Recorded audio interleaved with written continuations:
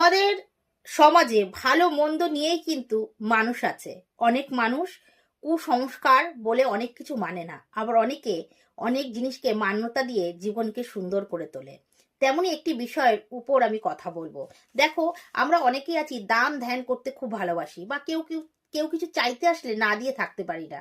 কিন্তু আমাদের এই ছোট ছোট ভুল আমাদের জীবনে অনেক রকম সমস্যা তৈরি করে দেয়। যেমন ধরুন, আপনার নিজের তিলক বা সিঁদুর, আপনি যে তিলকটা ধারণ করছেন, যে তিলক মাটিটা দিয়ে, সেই তিলক মাটি কাউকে দেবেন না তিলক ধারণ করার জন্য। বা সধবা নারীরা যার সিঁদুর পড়ছে, সেই সিঁদুরটা, আপনি যে সিঁদুর দিয়ে পড়ছেন সেই সিঁদুরটা কাউকে শেয়ার করবেন না। আবার ধরুন, পুজোর থালা বা ঘন্টা, আপনি যে পুজোর থালা নিয়ে প্রতিদিন পুজো করছেন, সেই থালা মানে পুষ্পপত্র, বা আপনি কোনো জায়গায় পুজো দিতে যাচ্ছেন, কেউ আপনাকে বললো আপনার ওখান থেকে আমাকে একটু কিছু দেবেন, আমি পুজো করবো, দেবেন না, শেয়ার করবেন না। আর ঘন্টা যদি কেউ চাইতে আসে, আমার বাড়িতে তো ঘন্টা নেই, সেই ঘন্টাটা আপনি দিন, দেবেন না। নিজের ব্যবহৃত জামা কাপড় কখনো দেবেন না। হ্যাঁ, দিতে হয় আপনি কিনে দেবেন, কিন্তু নিজের ব্যবহৃত জিনিসগুলো কখনো দেবেন না।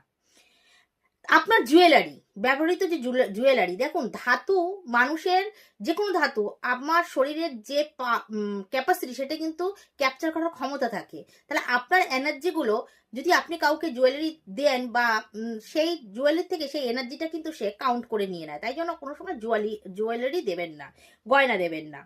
নিজের রুমাল, ব্যবহৃত রুমাল, কিন্তু কাউকে দেবেন না।